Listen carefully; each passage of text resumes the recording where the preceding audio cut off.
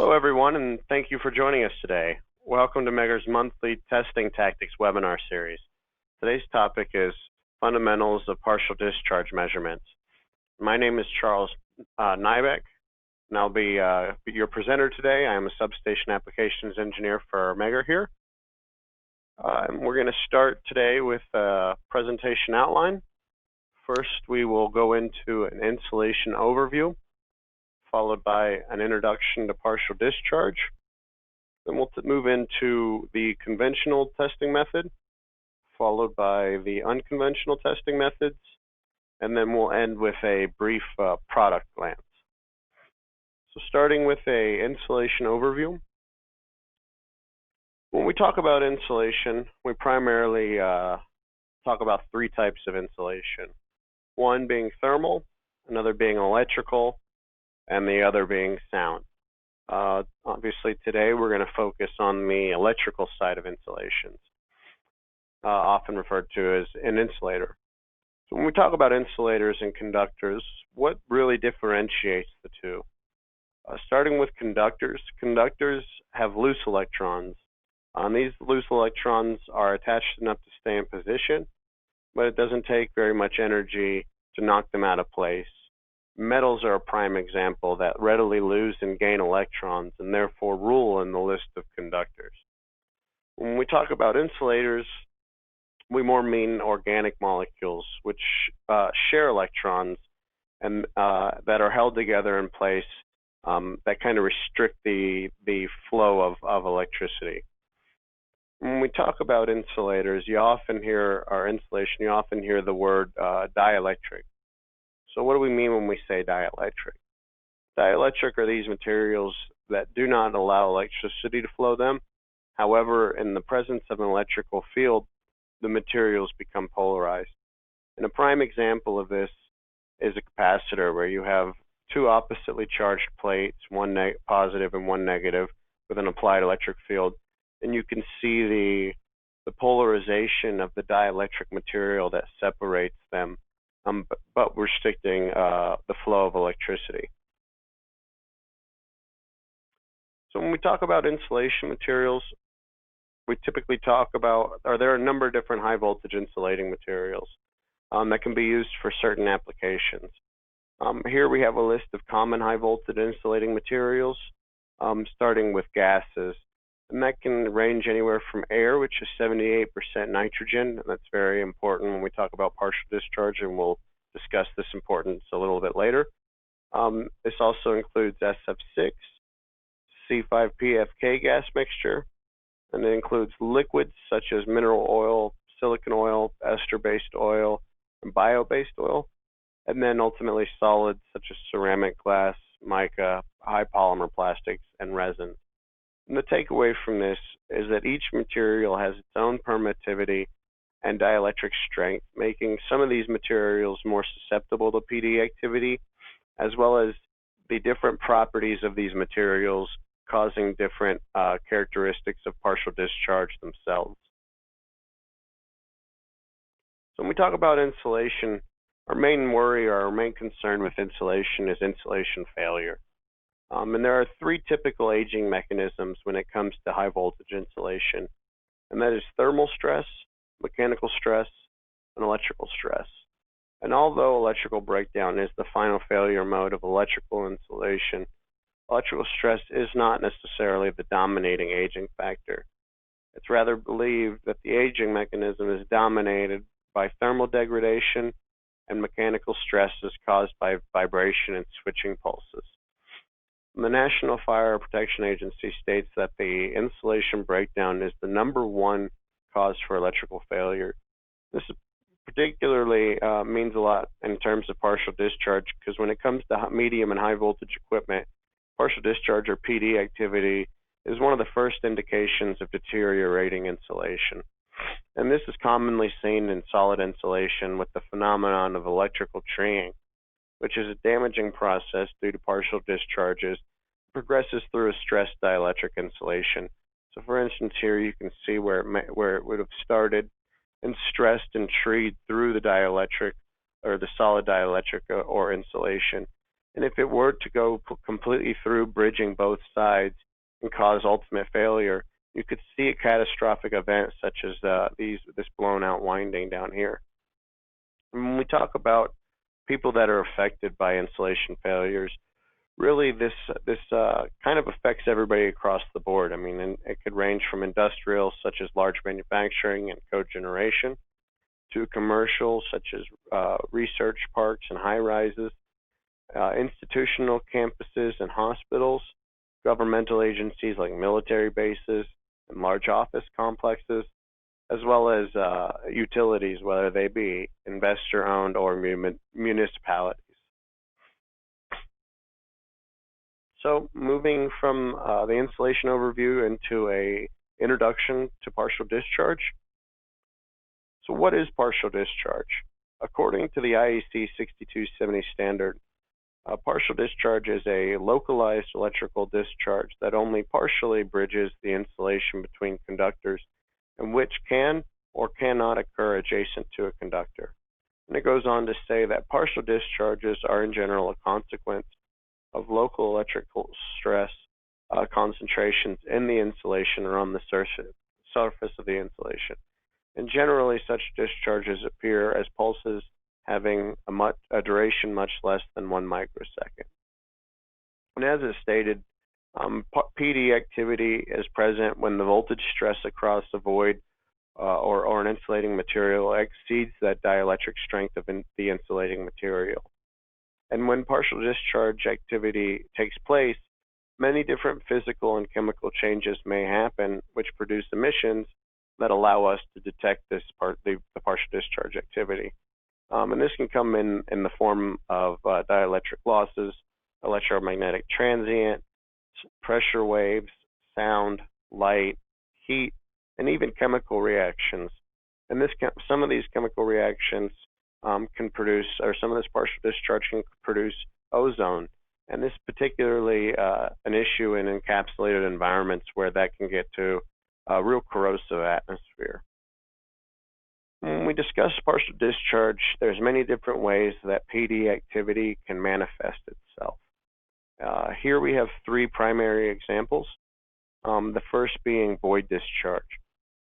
So if we take a look at this leftmost figure, you see the solid insulation that has a void in it. Well, the solid insulation has its own dielectric strength, while the void that's filled with air has a separate dielectric strength. It's typically going to be lower than the insulating material around it.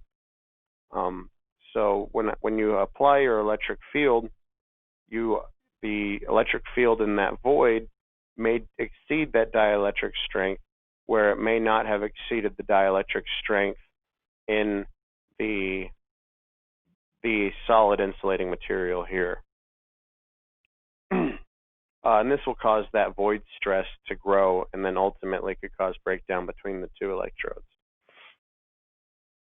Next, we have in the middle here, we have a example of surface discharge, where your high voltage is touching the surface of your insulating material, and due to contaminants or just a high electric field concentration, you have arcing activity between the surface of the insulating material and the high voltage potential. And this can cause PD activity on the surface here, or otherwise known as surface discharging. Here we have, on the right, we have an example of corona discharge, where your high voltage is not necessarily touching your ground electrode or your insulating material, but the insulating medium between, the dielectric strength has been exceeded, and therefore breakdown is occurring between those 2 potential levels. So moving into some properties of insulating materials. Here we have a list of typical breakdown strength of different insulating materials. The first one's air, which we had previously discussed briefly. And air is 78% nitrogen, which I mentioned earlier. And nitrogen is an electropositive gas, which makes it a poor insulator due to its availability of free electrons. But other gases, such as hydrogen or SF6, can be really good insulators when used in the compressed forms such as GIS or GIL. For instance, the breakdown strength of SF6 at 4 bar is roughly 3 times higher than at 1 bar. And these gases or this medium, as I mentioned when we were talking initially about the different insulating materials, cause different characteristics of PD activity. So the rise time in nitrogen, which is an electropositive gas, is much slower than that of SF6 or C5PFK, which results in a more narrow measuring bandwidth, whereas SF6, which is an electronegative gas, would have a larger bandwidth. And here we have Paschen's law, which directly relates the breakdown voltage to pressure times distance. And here we have an example of multiple different Paschen curves where on the y-axis we have breakdown voltage, and then on the x-axis here we have pressure times distance. And you can see how the voltage varies based on the pressure times the distance. So moving into the occurrence of partial discharge. For the occurrence of partial discharge, 2 conditions must be met. First, the local electric field must have reached the critical inception field, meaning that the local electric field should surpass the electric field that is necessary for partial discharge to take place, or otherwise exceed that dielectric strength. And the second condition is the availability of a free electron to start the discharge avalanche. And this discharge avalanche is referred to as the Townsend discharge or Townsend avalanche, which is a gas ionization process where free electrons are accelerated by applied electric field, and they collide with gas molecules and consequently free additional electrons, as you can see. And these electrons in turn accelerate and free additional electrons. And this results in the avalanche multiplication that permits the electrical conduction through a gas medium. And there's 2 main processes to derive this initial electron. One is the ionization by photons, which is a natural event. And these photons would hit a gas molecule, knocking an electron to become available, or field emissions triggered artificially, such as X-ray treatment. And these statistical properties of these processes control the appearance of the PD pattern, and we will see an example of this later. So when we talk about starting electrons, there's provisions for starting electrons that change depending on the material. But one thing is certain: in all cases, free electrons are required to start partial discharge. So if there are no electrons, there is no partial discharge activity. As previously mentioned, when we were talking about conductors and insulators, we mentioned the fact that metal is a very good conductor because it readily gains and loses electrons. So there's plenty of free electrons on metallic surfaces, which means that immediate inception of partial discharge occurs if that local electric field exceeds that critical electric field. But when we talk about polymeric low energy surfaces, they literally offer no free electrons, so ionization is needed. And we talked about ionization through the photons hitting a gas molecule. These sources of the ambient radioactivity can cause, statistically speaking, roughly 2 × 10⁶ free electrons per second in a cubic meter. This results in delayed inception. So if not triggered artificially, statistically speaking, it takes on average 15 minutes until a spherical void of 1 millimeter in diameter is hit, and therefore discharge starts. And this is an issue when we talk about common test times of epoxy molded equipment, which is often too short. So it's recommended that longer test periods, at least 15 minutes or greater on epoxy molded equipment, is taking place to overcome the problems that would be overlooked or missed due to these internal defects having not quite taken place yet. So for one instance, a dry time transformer testing period is 3 minutes, which is only 1/5 of that 15 minutes, the statistical 15 minutes that it would take for the spherical void of 1 millimeter to start discharge. And here we have discharges in a spherical gas inclusion. And in this particular case, we're talking about having the high availability of a starting electron. So with the high availability of a starting electron, there would always be an electron available once the critical field is met. So the partial discharge occurs when the critical field is reached. Then discharge, the internal field breaks down to the residual field, and then it would charge again, and then discharge again to the, once the critical field is reached. And this causes a consecutive row of even pulses, and then the changing of the opposite polarity, and then again, once the critical field is met, discharge occurs. And this causes a phase shift, and in this case, in the first and third quarters. And here you can see the phase resolved partial discharge pattern, or the PRPD pattern, that shows a regular partial discharge pattern for this stable low discharge amplitude. You can see a lower amplitude due to this charge and discharge from the critical field to the residual field. And this is uncommon to have such high availability of the initial electron as well as the stable magnitude, and really only applies whenever there's strong radiation by X-ray or UV light that provides sufficient enough energy to achieve such regular discharge. But here we have another example, and in this example we have low availability of starting electrons. In this case, there is no such external radiation, only the ionization process of the natural radioactivity.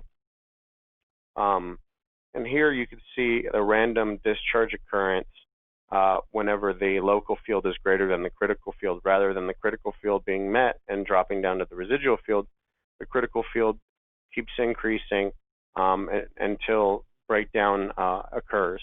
And you can see the breakdown being much higher in magnitude. And in this case of low availability of free electrons, the electrons start the avalanche after that time lag that's derived from the natural radioactivity that causes this delay and causes and here we have the typical phase resolved partial discharge pattern for such a case where we have a higher amplitude and this lower availability of starting electrons. Moving on, we have partial discharges, causes and measurement techniques.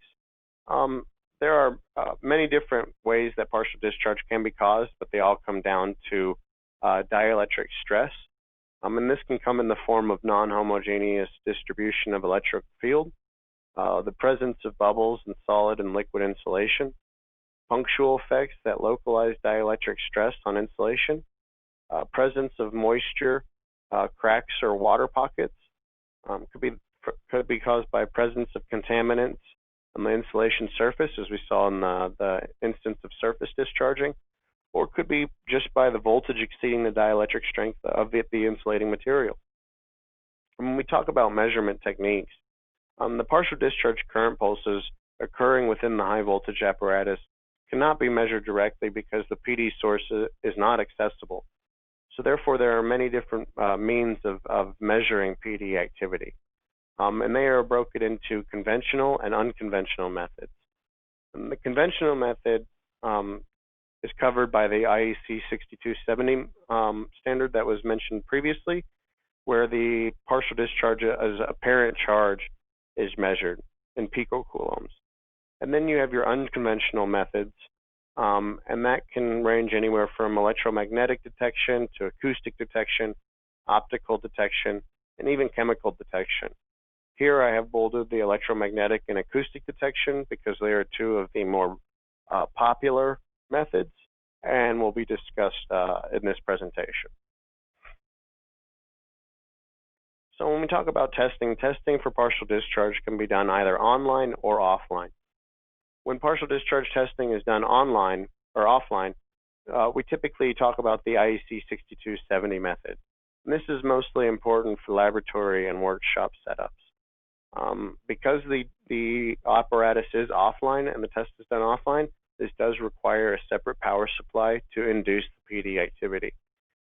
This can come in the source of resonant test systems, damped alternating voltage sources, very low frequency VLF sources, high pot, and step-up transformers. As stated in the offline, the device under test has to be taken out of service, which can affect operating conditions such as gas type, pressure, and humidity that may differ from the offline testing rather than online testing.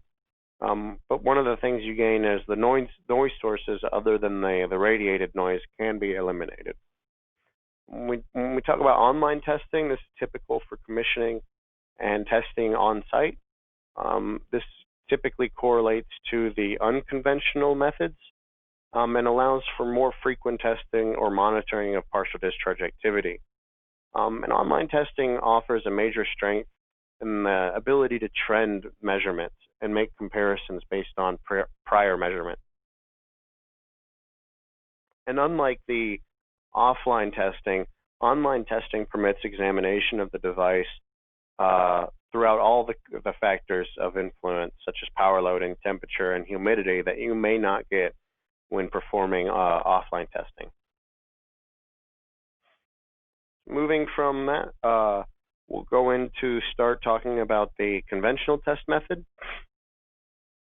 Here we just kind of have a visual overview of what was already stated. You have your insulation or your apparatus, high voltage being applied, your partial discharge activity that emits many different things we can measure, such as optical effects, pressure waves, electrical effects like dielectric losses or high frequency waves, chemical effects, and heat. But right now we're going to focus on the electrical method. And of the electrical method, we will focus on the IEC 6270 or the conventional measurement method.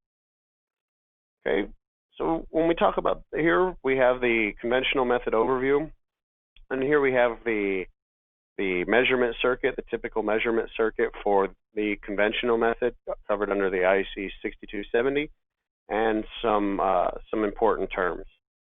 So apparent charge, you've heard a couple times now, is the charge which, if injected between the terminals of the test object, would give the same reading on the measurement instrument as the PD current pulse itself. Since you can't actually measure the PD current pulse, this gives you the apparent charge equivalent to that current pulse. Here we have the PD inception voltage, which is the voltage at which repetitive partial discharges are first observed in a test object, and consequently the PD extinction voltage, which is the voltage at which repetitive partial discharges cease to occur in a test object. And just covering the typical circuit for PD measurement under the conventional method, here we have our high voltage supply that's necessary since this is an offline test. We have our filter to filter out any noise from our high voltage source, our object under test, followed by a coupling capacitor to decouple any partial discharge activity. We have our measurement impedance and our coupling device, followed by the connecting cable, which ultimately leads to our measurement instrument that gives us our partial discharge magnitude or our phase resolved PD pattern that we'll discuss a little later. Covering the calibration procedure, the partial discharge measurements are relative.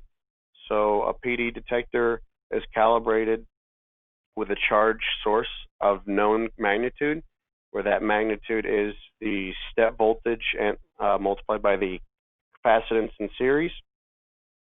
And just kind of look at the circuit over here, you can see the circuit is much the same. You have your high voltage source, filter, object under test, coupling capacitor, measurement impedance and coupling device, your cable, and your measurement instrument. The only difference in this is the calibration procedure in which you place your calibrator in parallel to the circuit with the object under test, and you have your step voltage generator in series with the calibration capacitor that spoke of right here. In the chart, a charge pulse impulse is generated using a step voltage and injection capacitor.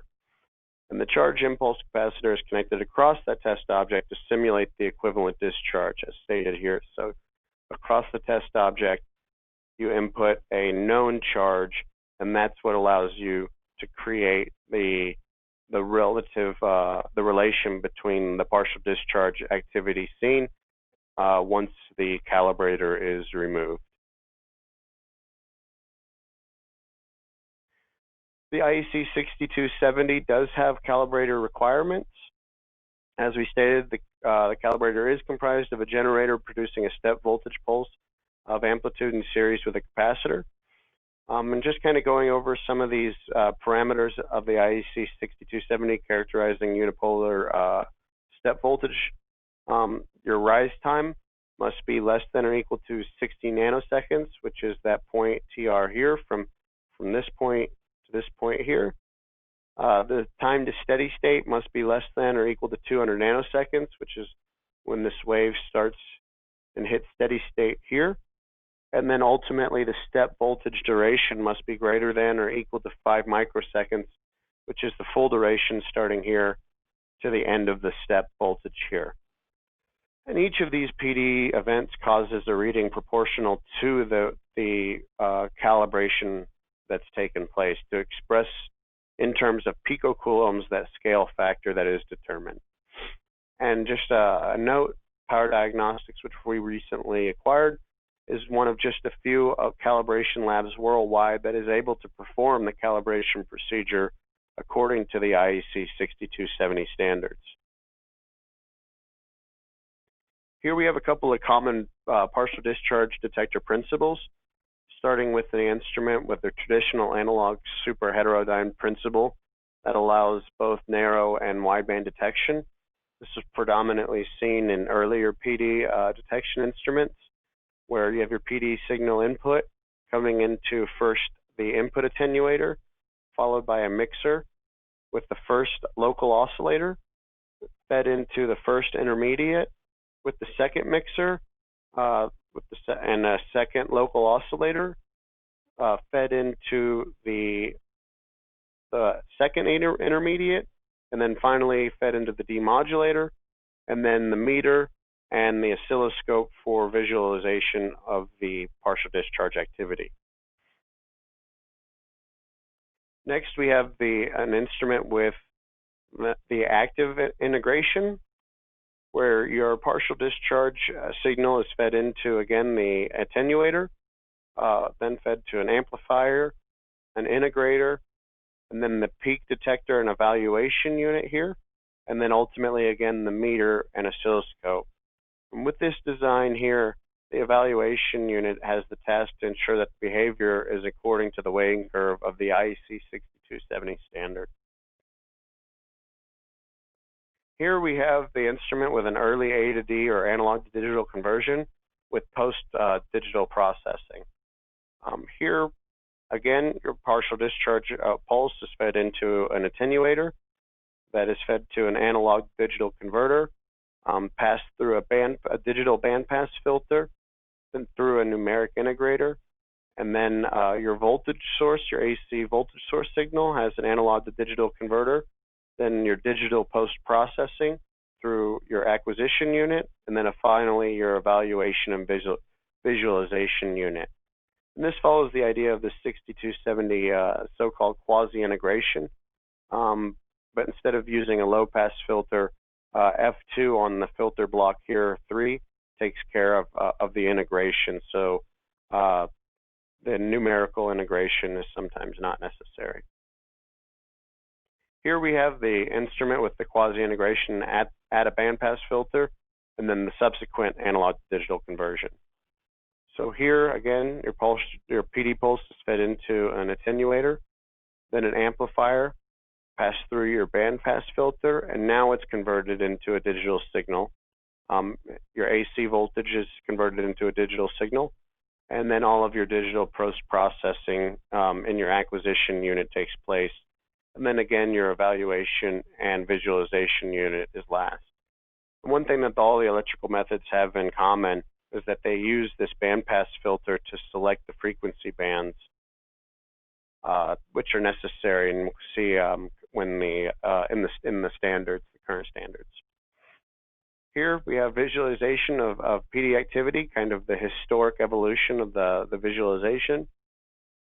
First, we have an old partial discharge oscilloscope or partial discharge detection unit, which would give you an analog measurement.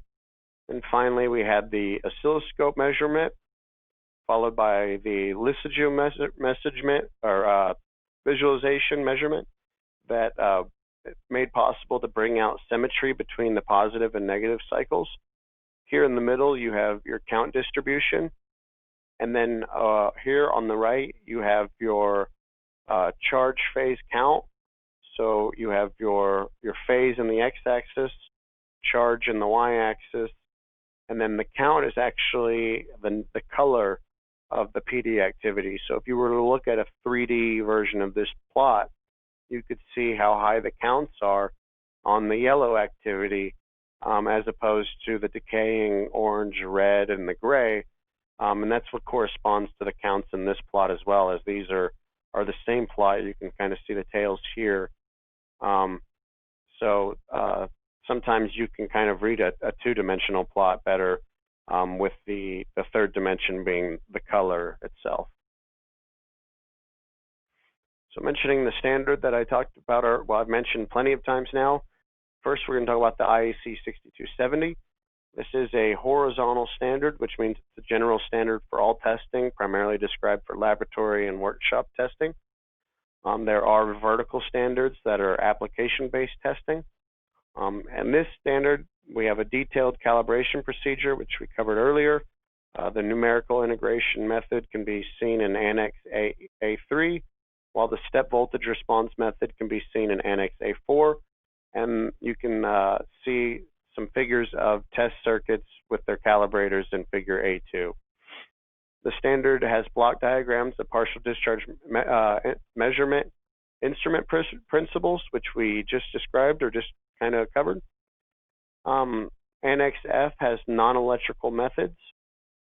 The Annex H covers some test results with evaluation with direct voltage. And then the IEC 6270 has recommended frequency bands. And this is what we were talking about earlier when talking about all the electrical methods use this bandpass filter to choose their frequency bands. The wideband has a lower frequency limit of 30 kilohertz, or between 30 kilohertz and 100 kilohertz, while the upper frequency limit is less than or equal to 1 megahertz, with a total bandwidth of between 100 kilohertz and 900 kilohertz. The narrowband frequency range has a midband frequency between 50 kilohertz and 1 megahertz, with a full bandwidth between 9 kilohertz and 30 kilohertz. And again, these bands correspond to the partial discharge method of measurement as well as the medium of measurement. So again, going back to when we were talking about gases and the rise time of nitrogen versus SF6 affecting the frequency bandwidth that you'd measure. So that's where these recommended bandwidths come into play. Here we have the current IEEE standard, the standard IEEE standard 1434. This primarily covers rotating machines, but also covers the electrical and non-electrical methods of PD detection, such as electrical pulse sensing, RF radiation sensing, ozone detection, and acoustic detection. It does have a good cover of online versus offline testing, and also covers the coupling capacitor within Annex B, covering type tests and routine tests. There are some neat typical PD pulse phased or PRPD patterns that can be seen in Annex C, as well as typical time frequency classification maps seen in Annex D. So now that we've covered the conventional testing method, let's go ahead and move into the unconventional testing methods. First, we'll discuss the electromagnetic testing method, where PD detection is done by electromagnetic transients that are captured by means of inductive and capacitive sensors, as well as specially designed field probes. So when we talk about these sensors, the PD detection has different frequency ranges. And these can range from very high frequency, or high frequency rather, that has the range of 3 megahertz to 30 megahertz, to very high frequency, or VHF, that has a frequency range of 30 megahertz to 300 megahertz. That corresponds to wavelengths between 10 meters and 1 meter. And then the ultra high frequency range, which is the UHF range, that ranges from 300 megahertz to 3 gigahertz and corresponds to wavelengths between 1 meter and 1/10 of a meter. And for each asset, you have to test in the frequency range according to the test environment. So be wary of noise, outside noise, radio activity, airports, things of that nature that may get in to your coupling devices. So when we talk about the field coupling devices for electromagnetic methods, there are two different types, inductive and capacitive. The inductive can include Rogowski coils with measurement frequencies ranging from 1 megahertz to 100 megahertz, or yoke coils ranging from 2 megahertz to 50 megahertz. And an example of an inductive field coupling device is this CT seen here.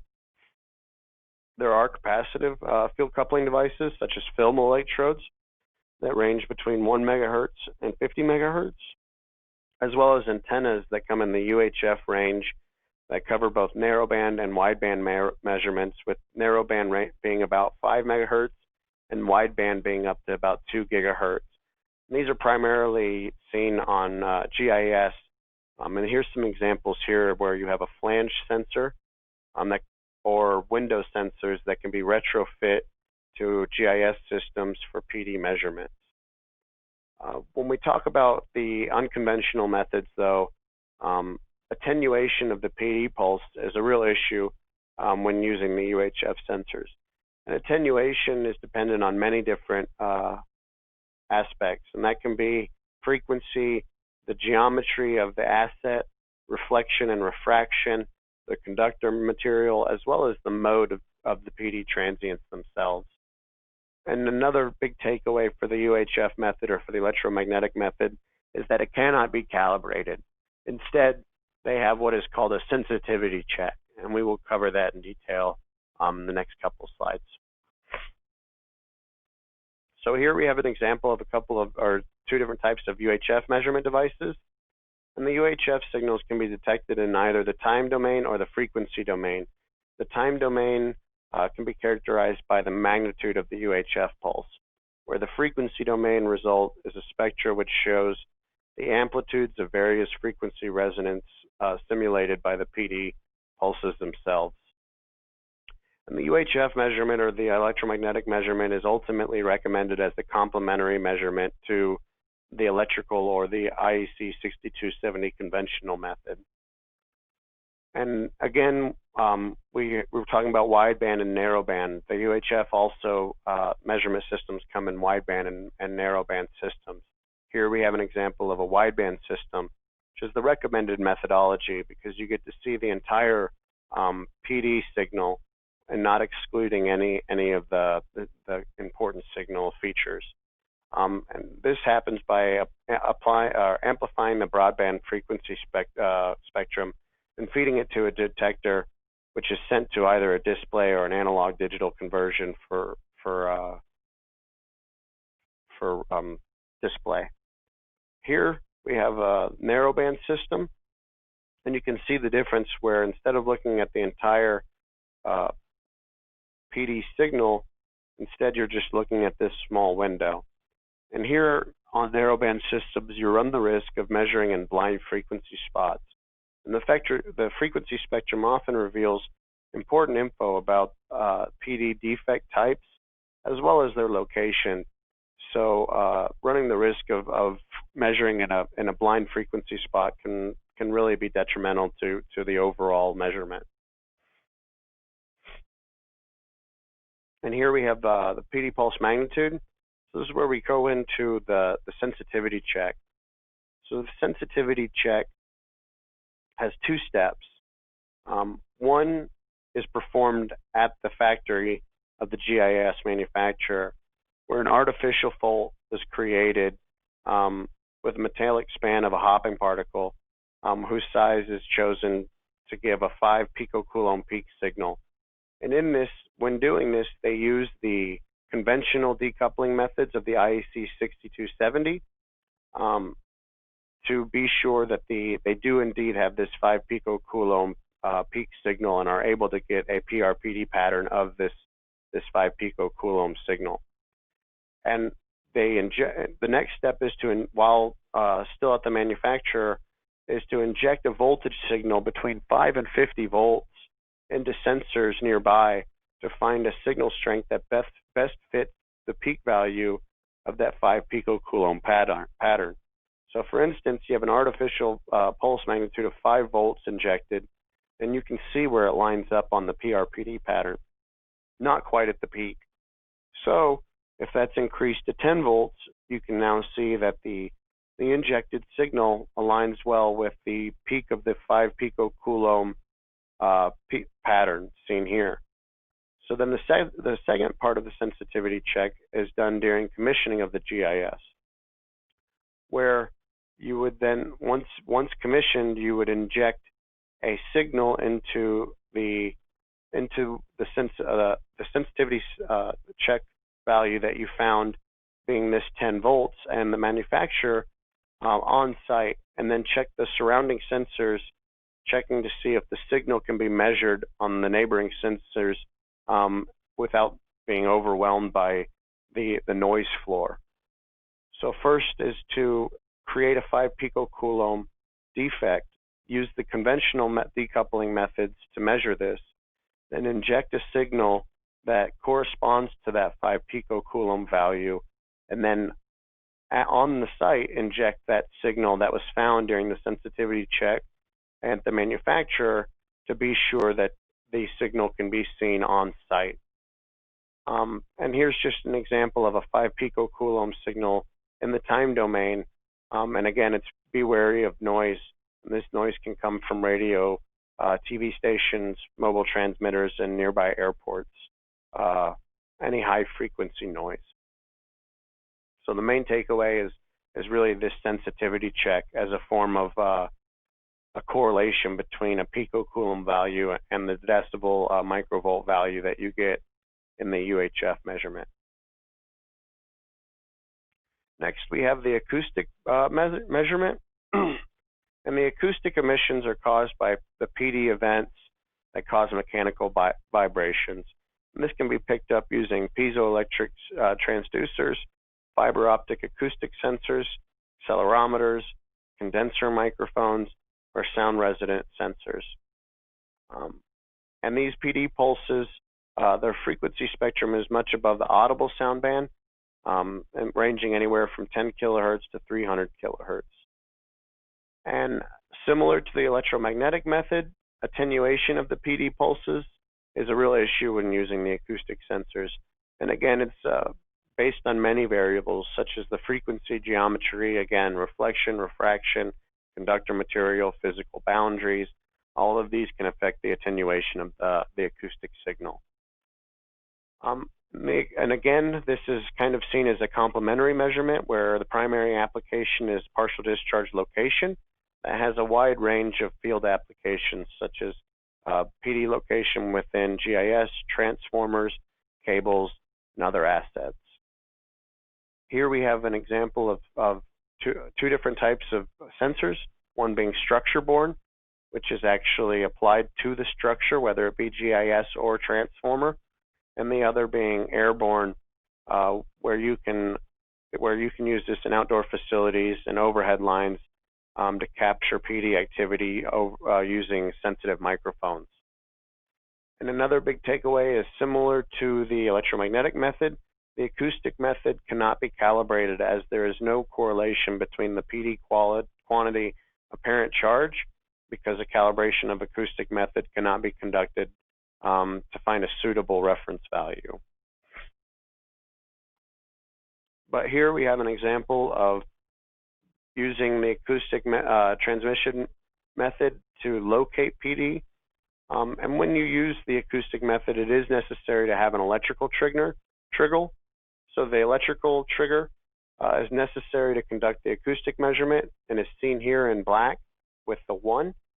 And you can see a time delay between the trigger signal and the acoustic signals that propagate thereafter. And the time delay can be used along with the acoustic wave velocities to determine distance. So for instance, here we have pressure wave velocities in oil and in steel, as well as a transverse wave velocity in steel. And these wave velocities can be used along with the time delay. So when you have meters per second and then the time delay in seconds, you can cancel that out and just get the meters. That gives you the idea of the location of the partial discharge activity. One thing to note here is that the sensor should be placed as close as possible to the PD source location, and this greatly improves the precision in locating the PD activity. So moving on, we got a brief glance at some of the products. Here we have the ICM system, which is our more advanced state-of-the-art partial discharge and tan delta measurement and analysis tool. It offers high-end signal pre and post processing, as well as the highest modularity and robustness available. It comes available with simultaneous real-time acquisition on up to 10 input channels and is capable of measurements under AC and DC. It does have integrated acoustic PD location functions, which we just covered, as well as integrated cable fault location features. And it's really seen as kind of the all-in-one measurement system. Next, we have the ICM Compact, which is a more popular detector for standard measurement tasks during daily work. It's has user-friendly setups. Again, offers high modularity and robustness. Frequency selective measurement for noisy environments. If you're trying to avoid some high-frequency noise, you can select your measurement frequency. Offers a multiplexer for multi-sample measurements, as well as integrated cable fault location feature, and even a radio interference voltage meter is optional, or RIV meter is optional in this with the ICM Compact. Next, we have the ICM Flex, which is a unique concept here, where the measurement system is capable of partial discharge, tan delta, power factor, capacitance, and power frequency measurements, where the acquisition is actually located on the high voltage potential, is capable of PD fault location with the DSO option, is capable of being used with multiple types of sources such as VLF, power frequency, or resonant frequency sources, is easy to set up and is user-friendly, is fully computer controlled, and is capable of Bluetooth or fiber optic communication for noisy environments. And finally, we have here the AIA Compact, which is a non-invasive PD detection and location for GIS and AIS, as well as cable terminations and transformers. It's a standalone detector that's fully operational by the push buttons you see here. No PC is necessary, and combines all of the non-conventional PD measurements such as acoustic, high frequency, and ultra-high frequency, so those electromagnetic and acoustic measurements that we covered in the unconventional methods in one instrument, and also boasts automatic sensor detection, so no matter the sensor that you plug in, the instrument would know and configure itself appropriately. So I'd like to thank everybody for their attention and participating in this presentation. Thank you all very much.